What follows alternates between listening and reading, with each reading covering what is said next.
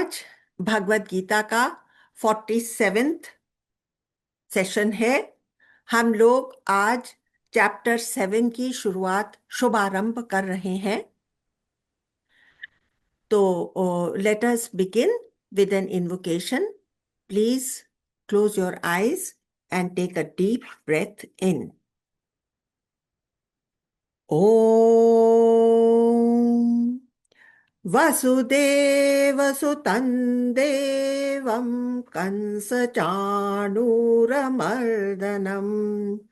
देवकी परमानन्दं कृष्णौ वन्दे जगद्गुरुम्। ॐ शान्ति शान्ति शान्तिः। तो हम लोगों ने जब छठे अध्याय को पूरा करा तो उस समय हम लोग कौन से विषय पर थे। हमने ये कहा था कि गीता को 3 सेट्स ऑफ 6 चैप्टर्स इसमें हम विभाजित कर सकते हैं। गीता को 3 सेट्स, उसको क्या बोलते हैं, 3 षटकम, 3 षटक में हम गीता को ब्रॉडली डिवाइड कर सकते हैं। और वो तीनों को एक सेंटेंस में अगर कहा जाए तो वो है तत्त्वम असि। तत् मतलब दैट, त्वम मतलब यू, एंड असि मतलब आर। तो गीता के जो पहले 6 अध्याय हैं, 1 to 6, उसमें त्वम की बात हो रही है। कृष्ण भगवान ने ये बताया है कि तुम कौन हो, तुम ये देह नहीं हो, तुम आत्म तत्व हो, तुम वो आत्मा हो जो अजर और अमर है। तो ये बहुत ब्रॉड डिविजन्स हैं। उसके अलावा भी कृष्ण भगवान ने बहुत कुछ बताया है, लेकिन अगर इसको इन 6 चैप्टर्स का जो अंडरलाइन करंट है उसके बारे में हम बात करें तो वो है कि वो बात कर रहे हैं त्वम के बारे में। 7वें अध्याय से जो हम आज शुरू करने वाले हैं तो वो है दैट, उसके बारे में। मतलब भगवान क्या है, ये अवतार क्या है, कृष्णावतार क्या है, वो भगवत तत्व क्या है। उस भगवान के प्रति समर्पित होने से तुम्हारे जीवन में क्या क्या बदलाव आ सकते हैं और तुम्हारा रास्ता कैसे आसान हो सकता है। तो उस परमात्मा को, उस परम तत्व को समझना है। तो ये हुई ब्रॉडली, क्योंकि उसके अलावा भी बहुत कुछ कृष्ण भगवान ने कहा है। ब्रॉडली वो उस त्वम तत्व में आ जाते हैं, दैट, दैट परमात्मा। और लास्ट के 6 चैप्टर्स में फिर कृष्ण भगवान ने बताया है कि तुम और तुम्हारी असल में आइडेंटिटी क्या है और तुम कैसे वो ही परमात्मा तत्व हो। इसके बारे में इसको और सुलझाया है, क्योंकि तब तक भी प्रश्न बने रहते हैं। ये इतना कंट्रोवर्शियल है कि ये जो है, ये जो इतना छोटा सा, सीमित सा, निर्बल सा, भय युक्त और सब तरह के अवगुण लिए ये जो शरीर है, ये कैसे वो महान परमात्मा के साथ इसका एकीकरण हो सकता है, ये समझ में नहीं आता। तो वो 6 चैप्टर्स में ब्रॉडली ये खोल करके बताया है। अब ये इस अवस्था में हम कैसे पहुंचते हैं, तो उसमें उपनिषदों का बहुत बड़ा हाथ है। तो उसमें 3 बेसिक टेक्निक्स उपनिषदों के द्वारा जो हमारे सामने प्रस्तुत की गई हैं, वो है दृग दृश्य विवेक। कि ये कौन है, ये दृग, ये आंखें क्या देखती हैं, सीन क्या है, दृष्टा क्या है, दृश्य क्या है। तो दृग दृश्य विवेक, उसके डिटेल में अभी हम नहीं जाते, नहीं तो वहीं पर ये 1 घंटा निकल जाएगा। दूसरा टेक्निक पंचकोश का एनालिसिस, ये जो पांच कोश हैं, अन्नमय कोश, ज्ञानमय कोश, मनोमय कोश, ये जो पांच कोश हैं, अन्नमय कोश, प्राणमय कोश, मनोमय कोश और ज्ञान विज्ञानमय कोश, आनंदमय कोश, ये जो पांच कोश हैं, ये मुझसे कैसे अलग हैं, मैं कैसे इनको जानने वाला हूं, ये भी एक तरीका उपनिषदों ने एम्प्लॉय करा है एक साधक को ऊपर उठाने के लिए। और फिर जैसे मांडुक्य उपनिषद में तीन अवस्थाएं जिससे कि हम लोग हर रोज गुजरते हैं, क्योंकि उपनिषदों में अपने अनुभव के ज्ञान को ही प्रधानता दी है। तो जिन चीजों से मैं वाकिफ हूं उन्हीं के थ्रू प्रूव किया है उपनिषदों में, जिससे कि हम एक एक सीढ़ी करके ऊपर चढ़ते जाएं और इस ऊंचाई पर एटलीस्ट इंटेलेक्चुअली आ जाएं कि हमको जीव और ब्रह्म की एकता इंटेलेक्चुअली समझ में आ जाए। ठीक है, तो वो जो मांडुक्य उपनिषद में कहा है वो हमारी तीन स्टेजेस हैं। कौन सी तीन stage? Waking stage, dream stage और डीप स्लीप स्टेज। अब देखिए, आप जितने भी लोग आज पहली बार यहां पर आए हैं, आप भी इन तीन स्टेजेस से हर रोज गुजरते हैं। तो मांडुक्य उपनिषद के ऋषि ने इन तीन स्टेजेस के थ्रू ही बताया है कि ये तो तुम्हारी बदलती स्टेजेस हैं। इसके अलावा एक है तो जो कि इन तीन स्टेजेस के थ्रू जाती है, वो है चौथी अवस्था, द तुर्या अवस्था, जो कि हर समय तुम्हारे साथ है और असल में वो तुम्हारी असलियत है। तो ये मांडुक्य उपनिषद केवल 12 सूत्रों का है, लेकिन ये सबसे ज्यादा पावरफुल सूत्र है और इसमें बहुत थोड़े से ही शब्दों में तुमको अपनी असलियत पकड़ाई है और जिसका सामंजस्य उन्होंने ओम के साथ करा है। तो ये है मांडुक्य उपनिषद। तो इन तीनों टेक्निक्स के द्वारा धीरे धीरे करके उपनिषद हमें उस स्थिति में लाते हैं। क्योंकि इतनी जल्दी परिवर्तन कैसे हो सकेगा? क्योंकि हम लोग तो 84 लाख योनियां काट चुके हैं, जिसमें हमने एक ही भाव को पकड़ के रखा है कि भाई मैं ये शरीर हूं। 84 लाख, 84 लाख योनियां, मतलब मिलियंस ऑफ ईयर्स तक हम इसी भाव को पकड़े हुए हैं। तो इतनी जल्दी एक ही लाइफ टाइम में कैसे परिवर्तन आएगा? तो ये तीन टेक्निक्स उपनिषदों में एम्प्लॉय करे हैं। तो यहां कृष्ण कह रहे हैं, और मैं भी आपको ये बताना चाहती हूं कि भगवान भी उस अनंत ब्रह्म तत्व के अलावा और कुछ नहीं है। और वो ब्रह्म तत्व क्या है?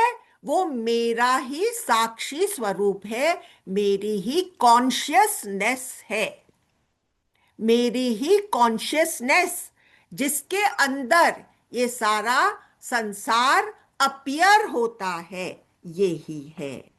और देखिए, ये जो कॉन्शियसनेस है ये इतनी जीवंत है कि इसका एक बहुत कण।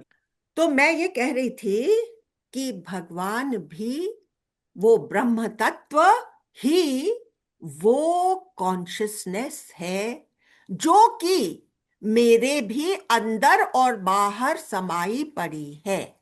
इसलिए the underlying factor of everything is that consciousness, and therefore I can say that I am that. तो ईश्वर क्या है, ब्रह्म क्या है, थोड़ी सी मैं इसकी विवेचना जो आज के नए लोग आए हैं उनके बेनिफिट के लिए करना चाहती हूं। तो ईश्वर जो है, तो वो इस पूरे संसार का कर्ता धर्ता और समष्टि का सबसे उच्चतम अ, उच्चतम कैसे उसको बोलते हैं कि उनको प्रधान माना गया है। तो माया का प्रधान जो है वो ईश्वर है। लेकिन कृष्ण भगवान कहते हैं आगे चल करके 15वें अध्याय में भी वो कहते हैं, मैं उसका जिक्र बाद में करने वाली हूं, कि वो जो ईश्वर है वो माया का ही अंश है, वो इस जगत से कंसर्न्ड है। तो ईश्वर जगत का हिस्सा है, उसमें समष्टि का हाईएस्ट प्रिंसिपल ईश्वर को बताया है। ठीक है। अब देखिए 6th चैप्टर तक भगवान ने त्वम की बात करी कि तुम्हारे अंदर का आत्म तत्व क्या है। अभी 7th चैप्टर से कृष्ण भगवान ने खुद एटीट्यूड थोड़ा सा बदल दिया। अब यहां पर वो कहने लगे, वो देख रहे हैं कि अर्जुन जो है ना, इसको मैंने सारा ज्ञान तो बता दिया, लेकिन इसकी समझ जैसे पूरी नहीं खुली। तो इसको कोई और एक आसान रास्ता, एक और आसान, मैं इसको हिंट देता हूं, जिससे कि इसका मार्ग सरल हो जाए और ये उसमें टिक सके। तो वो 7वें चैप्टर से भगवत भक्ति, भगवान के प्रति समर्पण, भगवान की कृपा दृष्टि कैसे हमारे ऊपर बनी रहे, इसके बारे में बात करने लग गए हैं।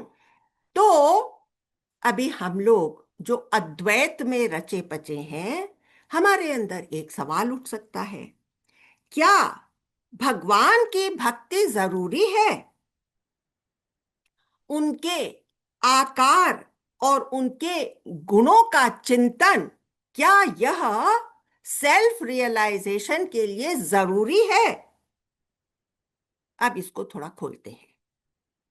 रिलीजन या धर्म की दो शाखाएं होती हैं। तत्, जिसमें परमात्मा और दैट इज प्रधान, उसके ऊपर जो धर्म टिके हुए हैं उनको थीस्टिक रिलीजन्स कहते हैं। तो आस्था, जो जिनको भगवान को जो मानते हैं। और त्वम, त्वम मतलब, त्वम मतलब दाव, दाव मतलब कि जिसमें जो निष्ठा है वो भगवान के ऊपर नहीं टिकी हुई है, तुम्हारे अपने ऊपर। मैं ही वो तत्व हूं, उसके ऊपर वो निष्ठा टिकी हुई है। हम जितने यहां पर आज आए हैं, हमारी निष्ठा या तो भगवान के ऊपर टिकी हुई है या अपने सेल्फ रियलाइजेशन या मुक्ति के मार्ग पर टिकी हुई है।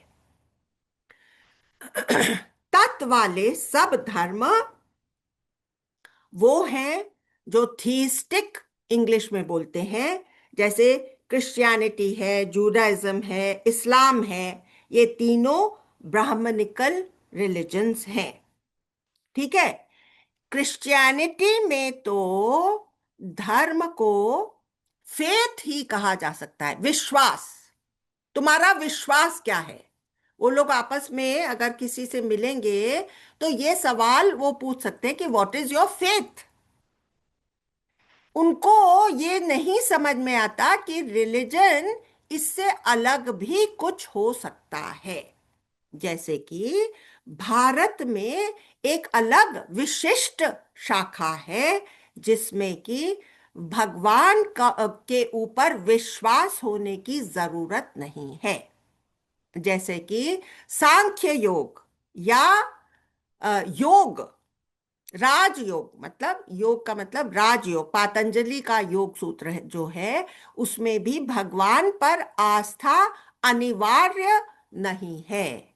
इसी प्रकार सांख्य में भी भगवान के ऊपर आस्था जरूरी नहीं है। तो इस तरह की एक फिलॉसफी का ही होना जो कि सर्वोपरि हो सकती है, और जो अत्यधिक लॉजिकल है, और आज के मॉडर्न थिंकिंग माइंड्स को ये ही ज्यादा अपील करती है। जो अद्वैत फिलॉसफी है, इसका एक बहुत बड़ा प्लस पॉइंट है, वो मैं अभी खोलने वाली हूं। तो देखिए,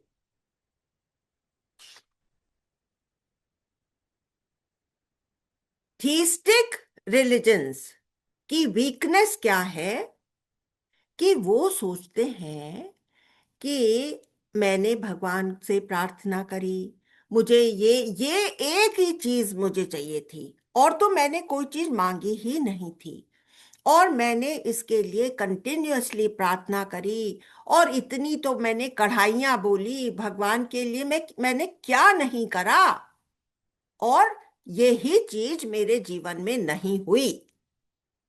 तो मुझे लगता है, अरे ये मेरा सारा विश्वास वेस्ट हो गया, भगवान ने तो मेरा कुछ ध्यान ही नहीं रखा। तो फिर मेरी आस्था टूट सकती है। लेकिन जो मुक्ति का मार्ग है, या जिसमें मुझे वो तत्वम वाला जो मार्ग है, जिसमें कि मुझे ब्रह्म और जीव की एकता और अपने अंदर का आत्मविश्वास, ये मुझे ऊपर ले जाता है, तो इसमें मुझे कभी अपनी एग्जिस्टेंस पर शक नहीं हो सकता। वो तो मैं पूरी तरह से जानती हूं कि मैं एग्जिस्ट करती हूं, तो इसलिए मैं कैसे शक करूंगी। इसलिए मेरा विश्वास कभी नहीं टूटता, और मैं तत्व को खोल खोल करके समझ लेती हूं। इसलिए इसमें वो वीकनेस नहीं है जो कभी कभी थीस्टिक प्रैक्टिशनर्स के अंदर दिखाई देती है, कि उनका विश्वास ही भगवान से उठ जाता है। अब इतनी इंट्रोडक्शन के बाद में हम लोग 7th चैप्टर को शुरू करते हैं। तो पहले मैं आपको संस्कृत में पहला श्लोक पढ़ करके सुनाती हूँ, और उसके पहले मैं जिस प्रकार गीता में कोई भी अध्याय शुरू करते हैं संस्कृत में, वो भी आपको उसका एक स्वाद चखा देती हूँ। ओम परमात्मने नमः। श्रीमद्भगवद् गीता अथ सप्तमोऽध्यायः। श्रीभगवानुवाच मय्यासक्तमनः पार्थ योगं युञ्जन्मदाश्रयः असंशयं समग्रं माय यथा ज्ञास्यसि तच्छृणु। तो ये हुआ 7वें अध्याय का पहला श्लोक। इसका मैं आपको हिंदी पोएटिक रेंडिशन भी बता देती हूँ। इसके पहले मैं ये कहना चाहती हूँ कि इस चैप्टर का नाम है ज्ञान विज्ञान योग। हर एक चैप्टर एक योग के नाम से प्रस्तुत किया गया है इस गीता में। तो इसका नाम है ज्ञान विज्ञान योग। और इसमें विज्ञान शब्द का क्या मतलब है? ज्ञान तो ब्रह्म ज्ञान हो ही गया, और विज्ञान का क्या मतलब है कि जब वो अनुभव से हमारे अंदर आता है, तो वो थोथा ज्ञान नहीं रह जाता, वो हम आत्मसात करके हम उसमें टिक जाते हैं, वो हो गया विज्ञान। हम्म। अब पहले श्लोक का पोएटिक रेंडिशन। श्री कृष्ण पार्थ से कहने लगे, तेरा मन आसक्त है मुझ में, मेरे आश्रित तू लगा योग में। अब जिस प्रकार समग्रता से तू संशय रहित मुझे जानेगा, वह कहता हूं मैं तुझसे। तो अब देखिए, हम लोगों ने संस्कृत में पढ़ा, उसके बाद उसका हिंदी का ट्रांसलेशन सुना, तो हमको क्लियर हो गया ना कि भगवान क्या कह रहे हैं। तो भगवान अर्जुन से तो कह रहे हैं कि भाई मुझे दिख ही रहा है कि तेरा मन मुझ में पूरी तरह से रमा पड़ा है, और तू मेरे कहने से योग के मार्ग पर, योग मतलब साधना, साधना के मार्ग पर चल चुका है और चलने को पूरी तरह से समर्पित है।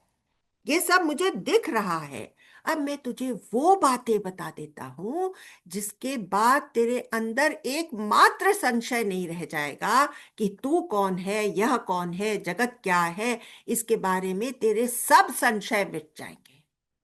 ठीक है। फिर दूसरा भी अभी पढ़ देती हूं, और फिर आप लोगों को उसका मीनिंग दोनों का एक साथ में खोल देती हूँ।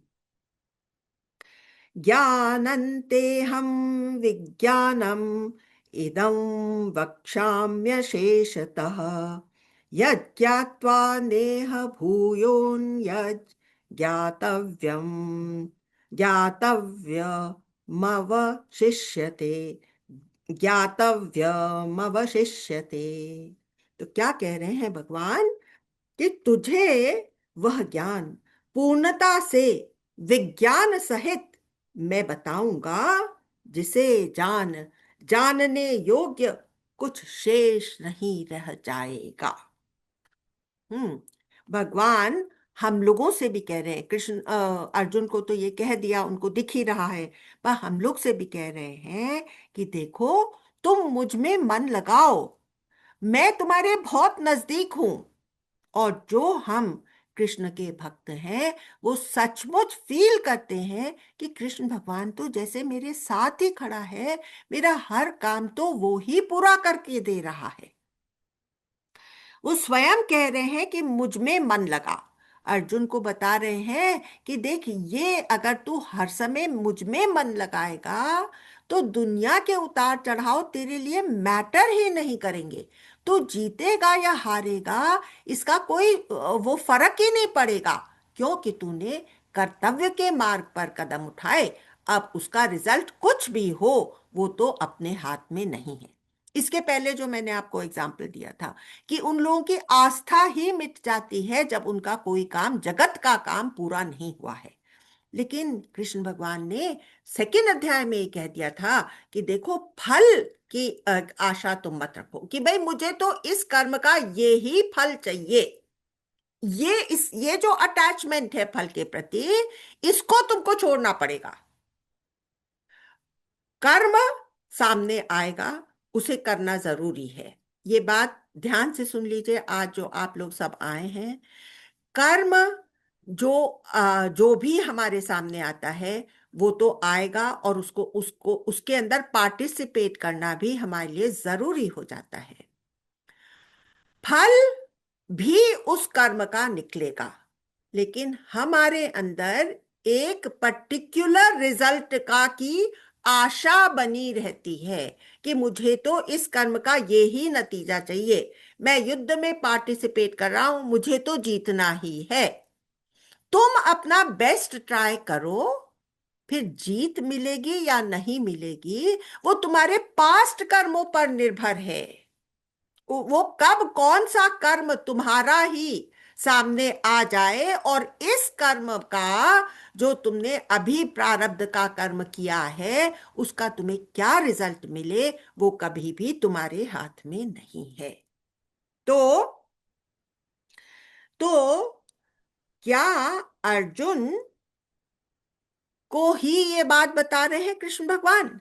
नहीं, वो हम सब को यही बात कह रहे हैं। हर साधक को ये महसूस करना है कि कृष्ण हमारे बहुत ही निकट हैं, और उससे सपोर्टेड फील करना है। और वैसे भी देखिए, अगर मेरे पास में भगवान खड़े हैं तो क्या मैं एक भी गलत कर्म कर सकता हूं, या मेरे मुख से एक भी गलत शब्द किसी के प्रति निकल सकता है? तो ये हुई, ये सामीप्य की बात हमारे लिए कितनी फायदेमंद होती है।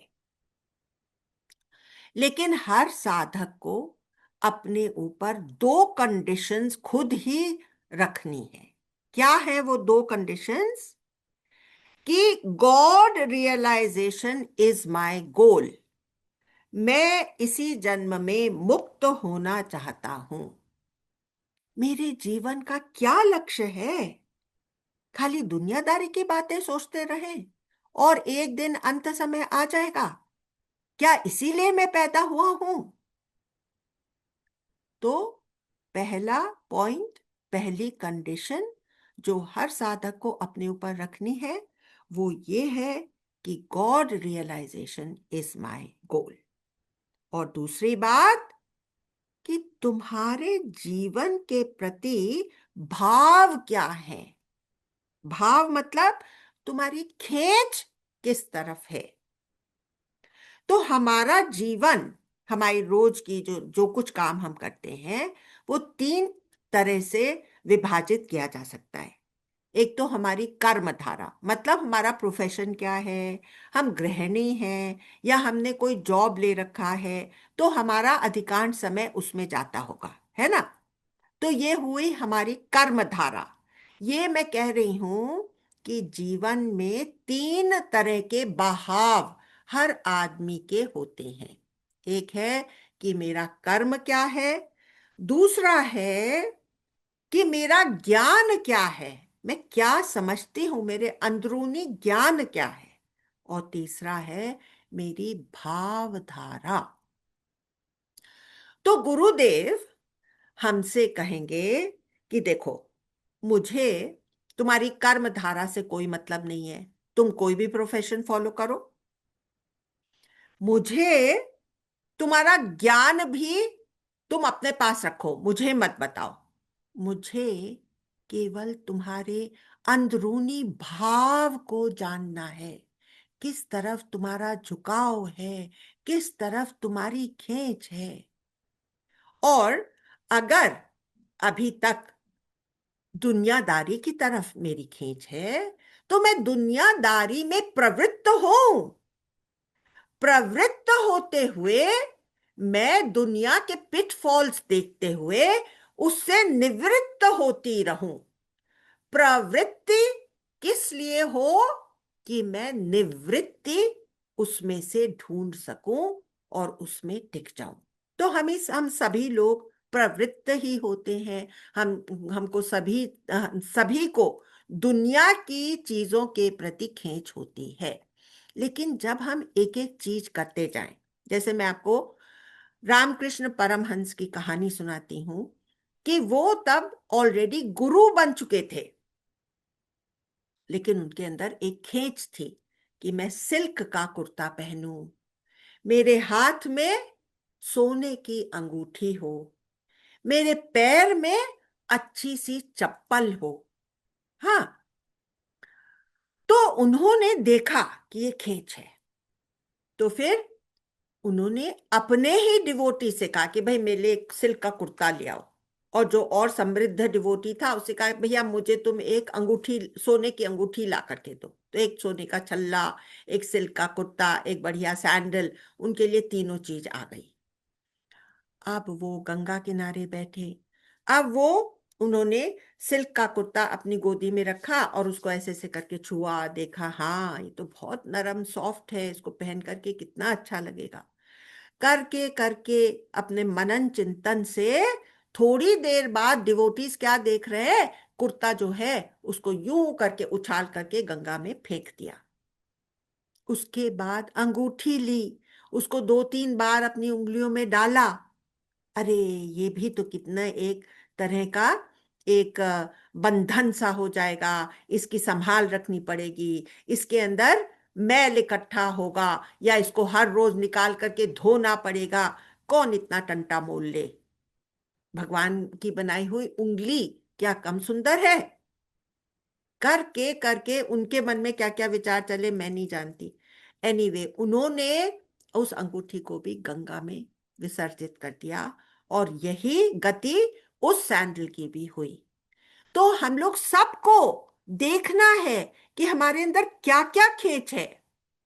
अरे फलाने के यहाँ इतना बड़ा रेफ्रिजरेटर आया हुआ है, मेरा ये छोटा सा रेफ्रिजरेटर हर रोज तो ऐसा एकदम भर जाता है, मुझे मुझे भी बड़ा रेफ्रिजरेटर। अरे मैं यही सब सोचती रहूंगी तो रैट रेस में ही लगी रहूंगी। और चाहे कितनी भी उसके अंदर सीढ़ियां चढ़ रही रहूंगी, तो मैं रैट ही।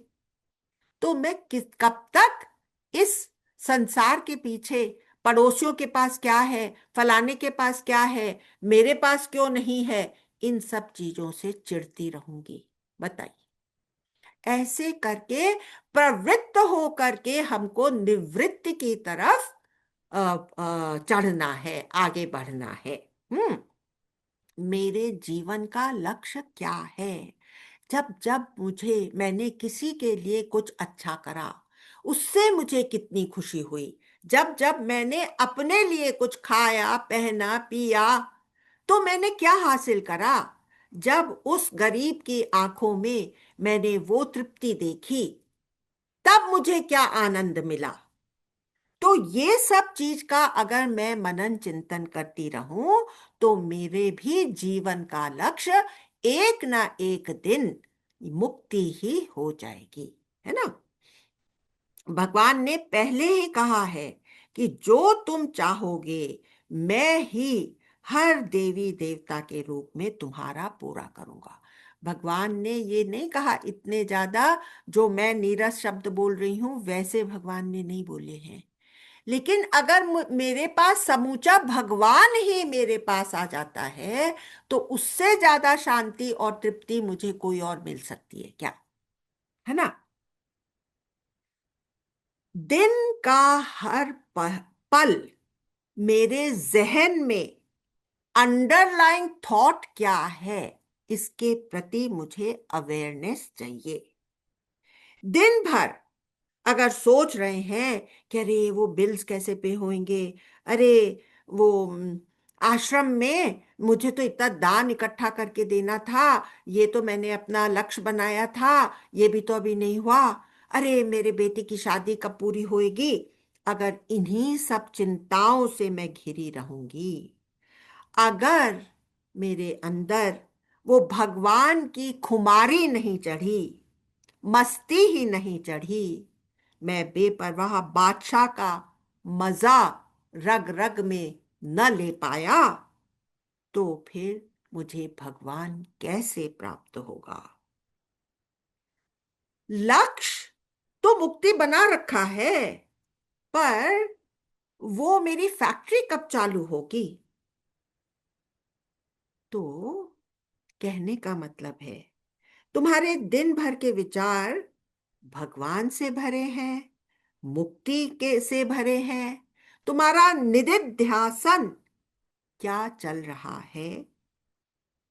तत्व का कितना विचार तुमने किया है, और खुद का कितना एक्सपेंशन किया है, कि तुम अपने जीव भाव में ही बैठे हुए हो और अपना एक्सपेंशन किया ही नहीं है, तो तुम कैसे आगे बढ़ पाओगे? जहां असल खजाना, जहां मैंने मान रखा है कि मेरा असल खजाना है, उसी ओर मेरा बहना भी हो सकेगा। तो अपने असल खजाने की पहचान करनी बहुत जरूरी है। जीसस क्या कहते हैं? गॉड एंड मैमन, मतलब demon, cannot live together in the same body. God and mammon cannot be thought of together by the same mind. ईश्वर और संसार को की एक साथ में पूजा नहीं हो सकती। जैसे कि मुझे डायबिटीज हो गई है, और मैं चाहती हूं कि मैं शुगर छोड़ दूं, लेकिन मुझे तो रसगुल्ला बहुत पसंद है और रसगुल्ला तो खाना ही है। तो क्या ये दोनों चीजें एक साथ में निभ सकेंगी? नहीं हो सकेंगी ना। मन को मजबूत करके एक रास्ता पकड़ करके ऊपर चढ़ना है। 84 लाख भोग चुके, क्या उसी चक्कर में पड़े रहना है?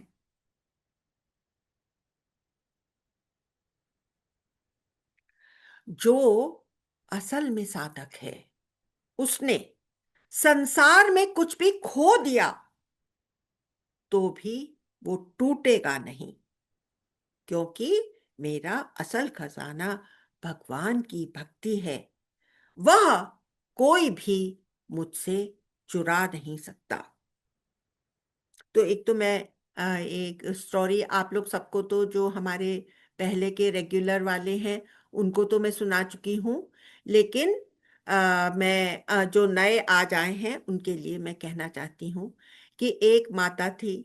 तो हम लोग, मैं जिस सत्संग में पहले जाती थी, गुरुदेव के पास आई उसके पहले मैं एक सत्संग में जाती थी।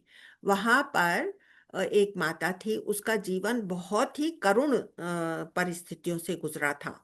तो पहले तो वो लोग सिंगापुर में रहते थे और अपने बेटे के इलाज के लिए बम्बई आए थे। तो बम्बई जब वो आए हुए थे, बेटा हॉस्पिटल में था। उस समय उसका पति उसकी ही बहन के साथ में इलोप कर गया, और इस माता के पास में ना तो इसका पासपोर्ट था और ना और कुछ भी साधन वो छोड़ करके गया। ऐसे हालात में यह माता, इसको किसी तरह से किसी सत्संगी ने इसका हाथ पकड़ा और गुरु के पास लेकर के आए। गुरु ने इसको बहुत सांत्वना दी, उठाया, और अब वो समय वो गुजर गया, क्योंकि समय तो हमेशा ही गुजर ही जाता है। तो वो अब समय गुजर चुका था और माता अपने पैरों पर खड़ी हो गई थी। बच्चा बड़ा हो गया था, 18 साल का हो गया था, और अब ये नौबत आ गई थी कि वो भी कुछ कमाई करके माँ के हाथ में ला करके रखने के कगार पर था। ठीक है। माता सत्संग में बहुत ही रेगुलर थी, भगवान वो गुरु के बहुत नजदीक थी, तो और बिल्कुल समर्पित थी। तो एक दिन वो आई और वो गुरु को बोली कि आज आपके और मेरे बीच में जो एकमात्र कांटा था उसको भी आपने निकाल फेंका, और इसके लिए मैं आपको नमन करती हूँ। तो उस दिन क्या हुआ था कि उसका 18 साल का बेटा जो था वो मोटरसाइकिल चलाता हुआ एक्सीडेंट में चल बसा। तो उसने उसको किस तरह से इंटरप्रेट करा कि ये ही मैं हर समय आपका चिंतन कर सकती थी, लेकिन कभी कभी बीच बीच में ये बेटे का चिंतन आ जाता था। आज आपने वो कांटा निकाल करके भी फेंक दिया। तो ये हुआ एक साधक के जीवन में, जो ज्ञान मार्ग पर चला हुआ है, उसकी कितनी ऊंची स्थिति हो सकती है, इसका आपको एक एग्जाम्पल दिया है मैंने। क्योंकि इतना समझ खुल जाती है ज्ञान मार्ग पर चले हुए की, कि वो दुनिया की चीजों को एकदम एक राई बना देता है, पहाड़ करके नहीं देखता। अब मैं आपको हल्के फुल्के 2-3 एग्जाम्पल्स दे देती हूँ, जो कि आपको ये समझ। तो ये एग्जाम्पल्स हैं शारदा माता, जो रामकृष्ण परमहंस की वाइफ थी, उनके बारे में है। उनको सब लोग माँ शारदा कहते थे, और वो भी बहुत ही उच्च स्थिति में थी। तो शारदा माता का गांव, उसका नाम था जय राम वाटी। वहां पर भी एक आश्रम चलता था। तो वहां पर एक आदमी था, वो रोज झाड़ू निकालने आता था। वो बहुत छोटा सा बच्चा था उस समय। वहां पर शारदा माता रहती थी, और वो क्या रोज देखता था कि लोग आते थे, माता से आशीर्वाद लेकर के जाते थे, और उनके चेहरे पर जो खुशी छाती थी जब वो वापस जाने वाले होते थे, उस समय उसको लगता था कि इनको कुछ बहुत ही बड़ा मिल गया है। तो कई दिनों तक वो इस तरह से देखता रहा। अब वो बचपन से बड़ा बड़ा हो गया था, और अब वो एक अच्छा खासा, मतलब एक मैच्योर इंसान बन गया था। तो उसने एक दिन पूछ लिया, या उसने उसी समय बचपन के समय में ही पूछ लिया था शारदा माता से। उसने इतनी हिम्मत जुटाई, उसने कहा, माता, आप सबको दे रही हैं और मेरे लिए क्या? तो फिर माता ने कहा था कि तुम जो कर रहे हो वो करते रहो और तुम्हारी भी सदगति ही होगी। हाँ, तो माता ने उसको ये आशीर्वाद दिया। तो अब वो बहुत बूढ़ा हो गया था और फिर भी वो रोज झाड़ू निकालने आता था। तो वहां के जो स्वामी लोग थे उन्होंने कहा कि देखो अब तुम घर पे बैठो, तुम्हारे पास पेंशन पहुंच जाएगी, तुमको यहाँ आने की जरूरत नहीं है। तो वो बोला कि मैं यहाँ साफ सफाई करने के लिए नहीं आ रहा, मुझे माता का आदेश था कि जो कुछ मैं अभी कर रहा हूँ वो मैं करता रहूं।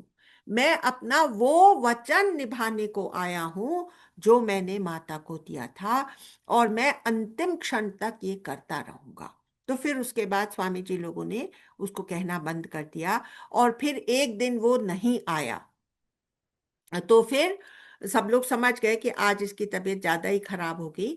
तो वो लोग गए वहां पर।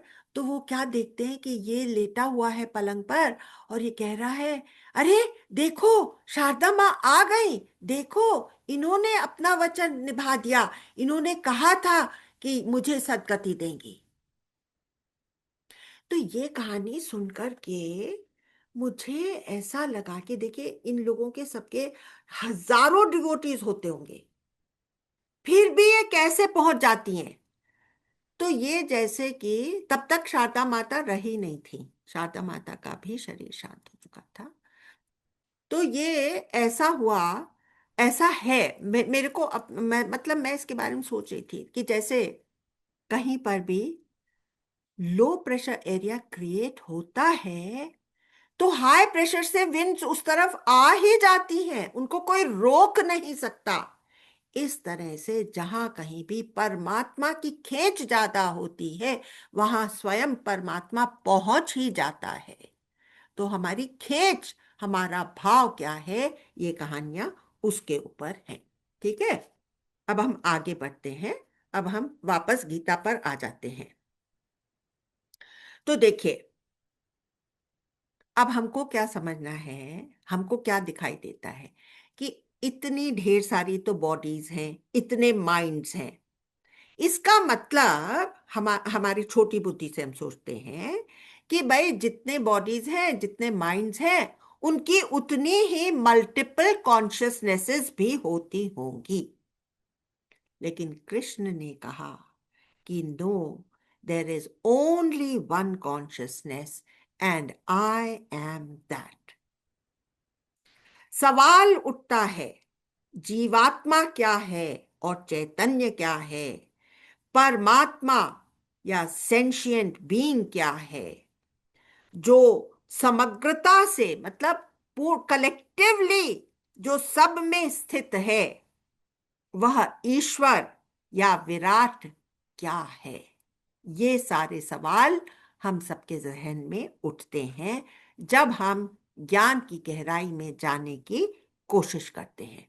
अब आपको बता दूं, जैसे पहले जमाने में द्वैतवादी और अद्वैतवादियों के बीच में बहुत से डिबेट्स होते थे, शास्त्रार्थ उसको कहा जाता था, बहुत से शास्त्रार्थ होते थे।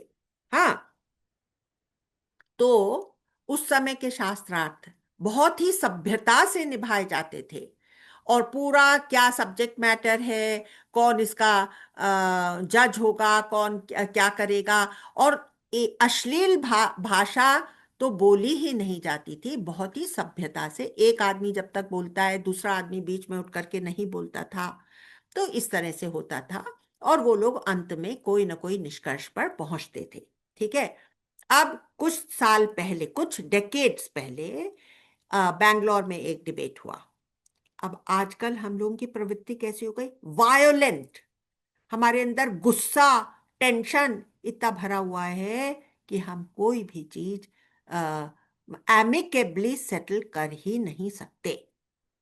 तो वहां पर क्या हुआ, वहां पर एक बहुत ही विद्वान, काशी के एक बहुत ही विद्वान थे, जो कि अद्वैत मत को रिप्रेजेंट कर रहे थे।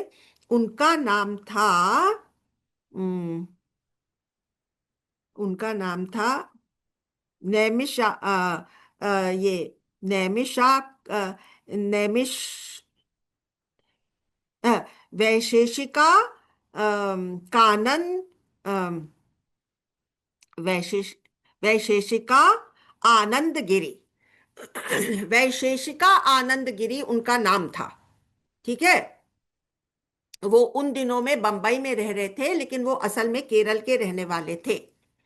और उन्होंने एक बहुत बड़ी किताब लिख रखी थी। उसमें 12 फिलॉसफीज, जो कि भगवान, एथीस्टिक फिलॉसफीज, उनके ऊपर उन्होंने एक किताब लिखी थी जिसका नाम था द्वादश दर्शन केसरी कानन। द्वादश दर्शन केसरी कानन। उन्होंने 12 फिलॉसफीज पर जिक्र करा था, जिसमें 6 तो अपनी पुरानी फिलॉसफीज थी। हाँ, 6 पुरानी फिलॉसफीज, और उसके बाद वाली 6 एथिस्टिक फिलॉसफीज। चारवाक जैन, चारवाक एक हुआ, चारवाक दूसरा हुआ जैन, और उसके अलावा 4 बुद्धिस्ट स्कूल्स।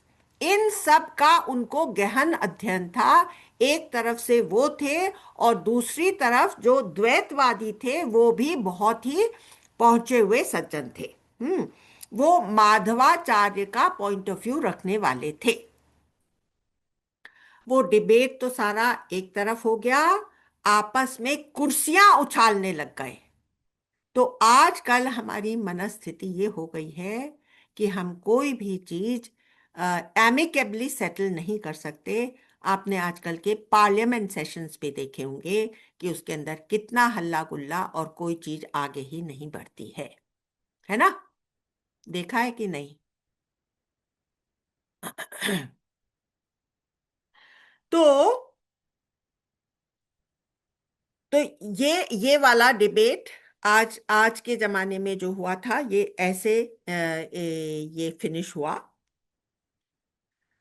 अब मैं आपको, ये इसको तो छोड़ दीजिए इस बात को। अब मैं आपको ये बताना चाहती हूँ कि दृग दृश्य विवेक, जो एक टेक्निक है हमारे उपनिषदों में, उसमें क्या कहा है कि जो दृगेश हैं, देखने वाले जो हैं, वो दृष्टि के पीछे हैं। जो देखने वाला है वो दृष्टि के पीछे है ना, आंखों के पीछे है। जो देखने वाला है वो आंखों के पीछे है, इसलिए वो कभी नहीं दिख सकता। जो साक्षी है वो पीछे है, वो कभी नहीं देखा जा सकता। ये बात कृष्ण कहना चाह रहे हैं यहाँ पर, कि भगवान कहते हैं कि मैं ही वह एकमात्र चैतन्य हूं जो सबके पीछे हूं। हम भी वही हैं, लेकिन हम अपनी पर्सन की आइडेंटिटी को लेकर के आ, चिपट करके बैठे हैं। इसलिए हम सीमित हैं, लिमिटेड हैं, और मिजरेबल हो जाते हैं। दूसरी बात बताती हूं कि जैसे आप सपना देख रहे हैं, तो सपने में क्या वो सपना और जो व्यक्ति सपना देख रहा है, क्या वो दो अलग अलग हैं? दृष्टा ही दृश्य है, ये सपने में हम सब लोगों ने अनुभव किया है। सारे अलग अलग लोग, हमारे जीवन में जितने भी लोगों से हम इंटरैक्ट करते हैं, वो सारे हमारे जहन में, हमारी कॉन्शियसनेस में अपीयर होते हैं। सारे सीन्स उस एक कॉन्शियसनेस में अपीयर होते हैं। उस लेवल पर सब एक दूसरे से मिले हुए हैं। The seer can be different from the scene, but can the scene be different from the seer? सपना क्या सपना देखने वाले से अलग हो सकता है? इसका कंक्लूजन क्या हो आता है अद्वैत वेदांत में कि the universe is an appearance in consciousness. ब्रह्म सत्य है और जगत मिथ्या है। दैट इज वाई सांख्य और योग फिलॉसफीज में वो लोग पसंद करते हैं कि सारे दिन समाधि में और ब्लैंकनेस में बैठे।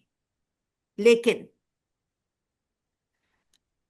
विवेकानंद ने और परमहंस योगानंद जी ने क्या कहा कि वह जो सब छोड़कर समाधि में बैठा रहता है वो भी चूक गया है, और वह जो पूरी तरह दुनिया में घुस गया है वो भी चूक गया है। जो कुछ तुम्हारे सामने आ रहा है वो सब ब्रह्म का ही दर्शन है, उस परमात्मा का ही दर्शन है। वो ही सब रूप में तुमसे इंटरैक्ट करता है। जब तुम इस तरह से दुनिया में प्रवेश करोगे, अपने सब कर्म इस भाव से करोगे, तब तुम इस दुनियादारी से ऊपर उठ जाओगे और तुमको हर चीज में उस परमात्मा का ही दर्शन होगा। जब हम कहते हैं हियर एंड देयर, हम सोचते हैं ना अगर मैं यहां हूं तो वहां नहीं हो सकता। लेकिन परमात्मा के बारे में क्या सच है? Here and there. ये किसके pertaining to space? He is here and there. अगर मैं अब यहां हूं तो मैं तब नहीं हो सकूंगा, ऐसा हम अपने बारे में सोचते हैं ना। This is pertaining to time, but God is now as well as then. So he has transcended time and space, and then we say, this, if I am this, I am not that. But the Paramatma Tattva is this as well as that. We have to go up to there. अब देखिए दूसरे श्लोक में कृष्ण भगवान ने क्या कहा था। उन्होंने कहा कि तू मुझे समग्रता से समझ लेगा, इन टोटैलिटी तू जान जाएगा। तो क्या जान जाएगा? You will become one with that Brahma. उस समय टीचर कैसे समझाता है? तत्वम असि। और स्टूडेंट को क्या बोलना है? अहम ब्रह्मास्मि। उसको तत्वमसि नहीं कहने का है। नहीं तो वो टीचर स्टूडेंट को तत्वमसि कहेगा और स्टूडेंट टीचर को तत्वमसि कहेगा, नहीं। टीचर कहेगा तत्वमसि और स्टूडेंट कहेगा अहम ब्रह्मास्मि। ठीक है? तो अगर हमने ये सब बातें केवल सुनी सुनाई होंगी, तब क्या होगा कि जैसे हमने सुना है कि भाई गाय से दूध निकलता है और दूध सफेद रंग का होता है, तो हमने खाली अभी तक सुना है। तो कोई हमको बहका सकता है, अरे लेकिन तुम जानते नहीं हो, अगर सफेद रंग की गाय होती है तो उसका दूध सफेद होता है, अगर ब्राउन रंग की गाय होती है तो उसका दूध ब्राउन होता है। तो हम कहेंगे, अरे हम सोच में पड़ जाएंगे, हाँ लॉजिकल तो लग रहा है इसकी बात, हो सकता है कि ये होता हो, मैंने तो कभी देखा तो नहीं है, खाली मैंने तो किताबों में पढ़ा है। लेकिन अगर आप लोगों ने उस दूध को चखा है, उसको अंदर लिया है, उसको डाइजेस्ट करा है, तब आप किसी भी संशय में नहीं पड़ेंगे। तो जब हम गीता का पठन पाठन करते हैं तो हम ये पूरी बात डाइजेस्ट करके इस बात में स्थित हो जाते हैं, ये हमारी निष्ठा हो जाती है कि वो ब्रह्म तत्व तो एकता है, एक ही है। The ground on which God exist and the ground on which I exist is one and the same. ठीक है। अब मैं, देखिए, शुरू के दो श्लोकों में कृष्ण भगवान ने अपने ज्ञान की महिमा का वर्णन, मतलब एडवर्टाइज करा। और तीसरे में भी वो एडवर्टाइज ही कर रहे हैं। अब मैं आपको तीसरा श्लोक पढ़ करके सुनाती हूं। हजारों में किंचित कोई सिद्ध होने का यत्न करता, उन शील सिद्धों में कोई एक मेरा तत्व जान पाता। ये कृष्ण भगवान बड़े दुख के साथ कह रहे हैं कि हजारों में किंचित कोई एक। तो इसके ये सुन करके आप लोग ये मत समझिएगा कि भाई हम लोग को तो कोई गिनती ही नहीं है, हम लोग तो हजारों में से एक कोई पार होएगा। नहीं, आप उन हजारों में से एक चुन करके आए हैं, आपका पुण्योदय हुआ है, तब तो आपके ऊपर ये इतने खूबसूरत शब्द पढ़ रहे हैं, आपके कानों को ये सुनने को मिल रहे हैं। हजारों में किंचित कोई सिद्ध होने का यत्न करता, उन हजारों में से जो सिद्ध होने का यत्न करते हैं, उनमें से कोई एक मेरे तत्व को जान पाता। तो इतना कठिन नहीं है ये जानना, लेकिन किसी की रुचि ही इस तरफ नहीं होती, इस वजह से वो लोग जान नहीं पाते। और अंत में एक पहलू और आता है कि इसका बखान करने वाले मुश्किल से मिलते हैं, जो इतना तत्व ज्ञान आपको खोल खोल करके समझा सके। ये इस तरह के वक्ता भी बहुत कठिन मिलते हैं। इस वजह से अर्जुन भी ये मौका चूकना नहीं चाहता, और वो कृष्ण भगवान से पूरा का पूरा ज्ञान वो भी निकालना चाहता है। अब मैं आ जाती हूं चौथे श्लोक पर। हम्म तो अब मैं आपको चौथा श्लोक, तीसरा और चौथा दोनों आपको संस्कृत में पढ़ करके सुनाती हूँ। मनुष्याणां सहस्रेषु कश्चिद् यतति सिद्धये, यता यततामपि सिद्धानां कश्चिन्मां वेत्ति तत्वतः। ये हो गया थर्ड वर्ष, जो कि मैंने आपको बता दिया है। भूमिरापो नलो वायुः मनो बुद्धिरेव च, अहंकार इतीयं मे भिन्ना प्रकृतिरष्टधा। क्या कह रहे हैं? भूमि, जल, अग्नि, वायु, आकाश और मन, बुद्धि, अहंकार। पहले 5 तत्व बोल दिए, भूमि, जल, अग्नि, वायु, आकाश, और फिर मन, बुद्धि, अहंकार। इन 8 विभागों में विभक्त है मेरी प्रकृति के 8 प्रकार। इस श्लोक में मानो कृष्ण भगवान ने सृष्टि के साइंस, फिजिक्स और मेटाफिजिक्स की बात करी। जो उन्होंने शुरू में कहा कि मैं तुम्हें यह ज्ञान विज्ञान सहित समझाऊंगा, हमने उसका मतलब ये निकाला था कि विज्ञान है अनुभव, हमारा हमको अनुभव करा देंगे कृष्ण भगवान।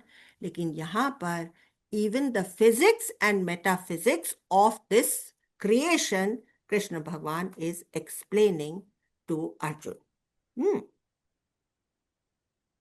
बहुत सी फिलॉसफीज में खाली 4 तत्वों की बात करते हैं, और बहुत सी दूसरी फिलॉसफीज में कहते हैं कि क्रिएशन खाली 3 तत्वों से पैदा हुई। कौन से 3 तत्व?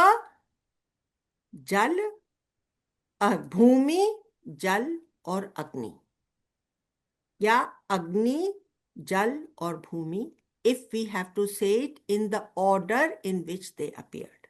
However, Krishna Bhagwan here has said आकाश। शुरू कहां से हुआ? आकाश।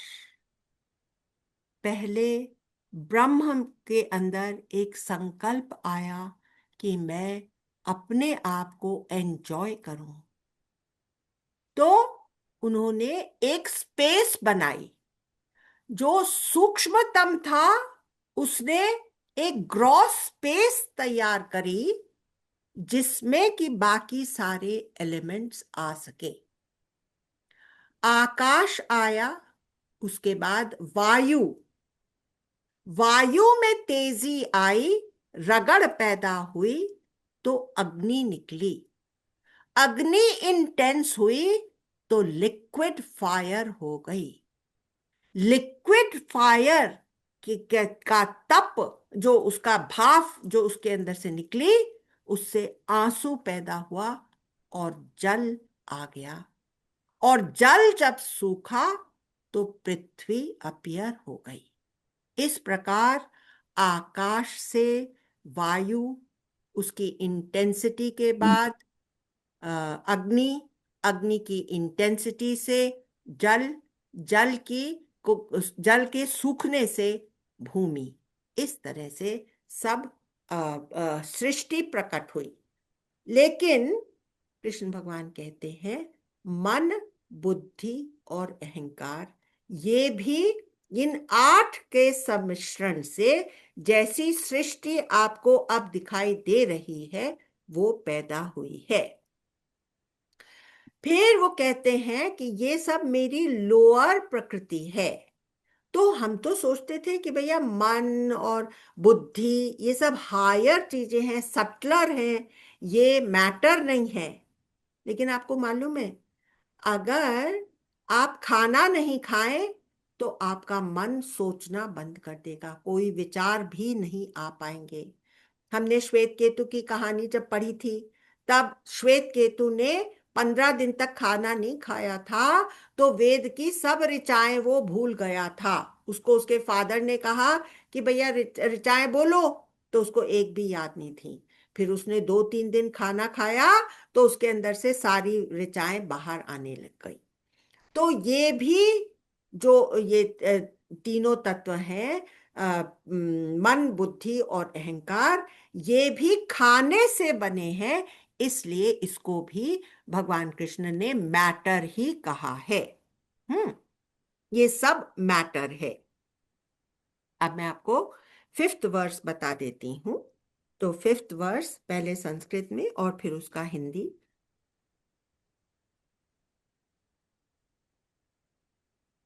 अपरेयमितस्त्वन्यां प्रकृतिं विद्धि मे परां, जीवभूतां महाबाहो ययेदन्धार्यते जगत्। यह है मेरी अपरा प्रकृति, इससे अन्य मेरी परा प्रकृति है। वह जीव रूपा और चेतन है जिसने यह जग धारण किया है। कृष्ण भगवान क्या कह रहे हैं कि इस फिजिकल ग्रॉस मैटर वाली प्रकृति को संभालता कौन है? वो मेरी परा प्रकृति है, जो कि इन सब का अंडरलाइंग फोर्स है। वो जीवंत है, वो सेंशियंट है, वो ही समष्टि का ईश्वर है। भगवान कृष्ण कहते हैं कि वह भी मेरी परा प्रकृति है। इस ईश्वरीय शक्ति से माया के सब कार्यकलाप चलते हैं। यह समस्त सृष्टि में प्राण का संचार करती है।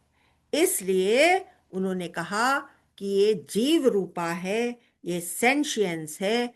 पूरी सृष्टि में ये ही सेंशियंट है, बाकी सब जड़ है। जब ये उसका अंडरलाइंग फोर्स बनती है, तब सबके अंदर ये ही सेंशियंस देती है। इसने ही जग को धारण किया है और इसके हुक्म में ही सब चलते हैं। ये ही सबका धारण पोषण करती है। यह करुणा का भंडार है। हमारे कर्मों के जो फल हमको मिलने चाहिए थे, इतने गलत गलत कर्म हम करके आए हैं, उनको भी उसका परिणाम वो बहुत ही माइन्यूट कर देते हैं। मिनिस्क्यूल हमको झेलना पड़ता है। अगर हम अपने कर्मों का पूरा फल भोगते तो हमको क्या नहीं भोगना पड़ता। तो ये बात है। इसमें ये जो मेरी पराशक्ति है, इसी में ब्रह्मा विष्णु महेश तीनों शक्तियां हैं, सृजनकर्ता, पालनहार और प्रलयकारी। इन तीनों के बिना क्या सृष्टि चल सकती है? ये तीनों ही माया के अंतर्गत हैं। ये पराशक्ति सर्वव्यापक है। इसके अंश मात्र से थोड़ा सा एक स्पार्क जीवात्मा में आता है, तो मन बुद्धि और अहंकार के कारण वो अपने आप को इंडिविजुअल मान बैठता है और जीवन में सुख दुख खुद ही खरीद करता है। ब्रह्म के संकल्प से सृष्टि हुई और जीव ने ब्रह्म को भुला दिया। ठीक है। तो इस सृष्टि में हम लोग परमात्मा को ढूंढते रहते हैं, और जब सृष्टि की प्रलय हो जाती है, तब परमात्मा कहता है कि अरे अभी तक तो ये लोग यहां थे, अब ये लोग कहाँ गुम हो गए। तो इसी तरह का लुका छिपी का खेल चलता रहता है। कॉस्मिक साइकिल्स बनती और बिगड़ती रहती हैं। हम्म? तो आज बहुत सी गूढ़ बातें हो गई, और अब मेरे ख्याल से समय हो गया है जब आप लोग कुछ भी शेयरिंग करें और आप लोग बताएं कि आप लोग को क्या चीज़ आज समझ में आई, अच्छी लगी नहीं अच्छी लगी, ये सब के बारे में बात करेंगे। हाँ Amla ji, रोक्साना। a little confusion in the last part. Amla ji, sorry, that Brahma, we feel that he does nothing, but when we say that, Brahma does nothing. yes, Brahma does the whole creation. Brahma is only the sentient, that all pervading essence, not Brahma. You understand? Brahma, Vishnu, Mahesh are part of Maya. got it, yes. Ah. Yes, Shalini, you want to say something?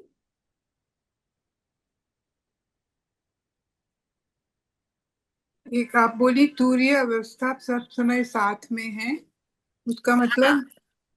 वो तीनों stages में साथ में रहती है ना अलका जी। हम्म तूर्यावस्था hmm in and through the three stages. हमारी हम्म तीन स्टेजेस क्या है? वेकिंग, ड्रीमिंग ये एंड मैं डीप स्लीपिंग। स्लीप, है ना। हमको मालूम पड़ता है ना कि नाउ आई एम अवेक। हम्म हमको मालूम पड़ता है ना कि अभी मैंने सपना देखा था। हाँ। और जब मैं गहरी नींद से सो करके उठती हूँ, तभी भी मैं कहती हूँ ना, आज तो मुझे बड़ी चैन की नींद आ गई। हम्म तो मैं थी ना वहां पर। हम्म वो मेरी असल जो मेरी जो असलियत है, हम्म वो चीज है जो इन तीनों स्टेजेस के थ्रू है। अच्छा, समझ गए ना? ठीक है। That underlying current which passes through the three stages, hmm, उसको मांडूक्य उपनिषद में तुर्यावस्था कहा है। अच्छा। तुर्या का मतलब फोर्थ, हम्म और कोई इसका गहरा मतलब नहीं है, फोर्थ। हम्म हम्म हम्म, लेकिन एक्चुअली वो फोर्थ है नहीं, क्योंकि वो सबके थ्रू है। वो अच्छा, ही मात्र एक है। उसके ऊपर वेकिंग सब है। स्टेज आई, उसी के ऊपर ड्रीम स्टेज आई, और उसी के ऊपर डीप स्लीप स्टेज आई। ठीक है, हाँ। Thank you. हाँ पद्मा जी अब जी। अभी एक तो तूने अभी अभी में ये तुर्यावस्था का इतना सुंदर वर्णन किया कि वही एक है जिसके ऊपर ये तीनों हैं, जागृत स्वप्न और सुषुप्ति।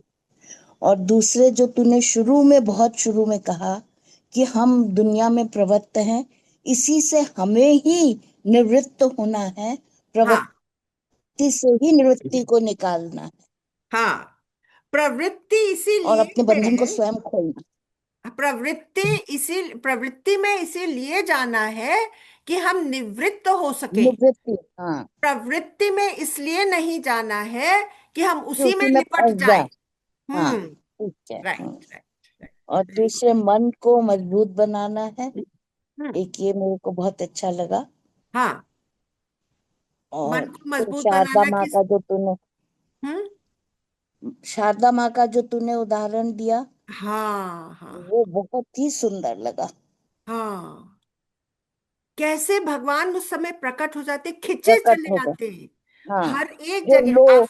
लो हम्म। प्रेशर से जो हाई प्रेशर तूने हाँ उदाहरण दिया, हाँ वो हाँ बहुत ही सुंदर लगा, बहुत ही सुंदर, कि हाँ, कैसे भगवान आ जाते हैं। कैसे आते हैं। Very nice. Even that one is Gyan and the other is Vigyan. When you apply it to yourself, when it comes in your experience, yes, जब उसको डाइजेस्ट कर लिया। digest, yes. Yes Neena ji. Yeah, I wanted to tell you hmm that I like what you said when you said Jal se Agni se the tears of the eyes. That was explanation which I've never heard before. Yes Never heard. Yes, तो That is the Kant अग्नि जब Tattva. Intense होती है तो वो liquid fire बन जाती है ना। when it crosses Like 1000 lava, like degrees, lava. 1000 degrees, then it becomes liquid fire ना। Molten fire, molten lava. हाँ, तो the concept of तरलता, something liquid, happened when fire became intense. You understand? हाँ, But finally, what is the life? Dust to dust, ashes to ashes. that is life. But we That are is life. Ajar Amar. We have to go beyond. We are not here only for that. Yeah. That is what we have to realize. And it's high Yeah. time. Yes. So it is Krishna consciousness. Yes, the Krishna consciousness we have to realize. Yes. Yashali, you want to say something more? No, even this apara and para, apara is all this, the earth, Cross- water, all the हाँ. elements, and even man, buddhi, ahankar हाँ, is included in that, in the gross matter. in Why? the gross, in Why? the apara. Why? Tell me why. Because we have to go beyond that. No, that is also gross. Why is it gross? Because it is sustained by food, which is gross matter. Yes, So that which is sustained by gross is also gross. gross. Understand? Yes. हाँ हाँ हाँ, किरण जी बोलिए। Amla ji, you said that the teacher says Tat Tvam Asi, हाँ, and we are supposed to say Aham अहम Brahmasmi. ब्रह्मास्मि। And तुम what are the वो other हो। two Mahavakyas? There are हाँ, two these are, others. There are four Mahavakyas, right? हाँ, प्रज्ञानम ब्रह्म, अयम आत्मा ब्रह्म। Okay. Now I thought they all meant the same thing, that everything is one. Now if a Yes. teacher is saying वो Tat प्रज्ञा Tvam ही Asi, वो प्रज्ञा ही ब्रह्म है जो तुम्हें ये दिखाती है, जो प्रज्ञा तुम्हारी आंखों की शक्ति है, जो प्रज्ञा तुम्हारे कानों की सुनने की शक्ति है, जो प्रज्ञा तुम्हारे मन को चलाती है, वो ही वो तत्व है। so where's the difference of the teacher saying to the student? तो Tat Tvam Asi is what the teacher is telling him or हाँ, telling us. The teacher is saying कि तत्वमसि वो ही तुम हो। उसने बहुत बड़ा एक्सप्लेनेशन दिया था ना। ये जो सेंटेंस है, ये तत्वमसि, ये श्वेत केतु की कहानी से है, जहां पर कि वो पिता अपने पुत्र को समझाता है, वो 10-12 तरह से उसको समझाता है, और हर बार वो कहता है कि ये जो तुमने पकड़ा है ना, यही हो तुम। Okay. तो वो जब वो पकड़ करके वो उसमें स्थित हो जाता है, तो ही सपोज टू से अहम ब्रह्मास्मि। Okay. He cannot tell the teacher Tattvamasi. He has to say, yes, I am that. He has to accept for himself that he is Aham a Brahma. Brahma. Right. Okay. Okay. Right. But Krishna says, I am the essence. The essence in the fire, essence in the water, Yes. essence in everything. Everything essence. Yes. Okay, then I take your leave, Yeah. and we will meet. Thank you. Thank you, Amla ji. Thank you, Amla. Thank you. Thank you. Thank you. Thank you, Amla ji. Not the Thank rainy you. day.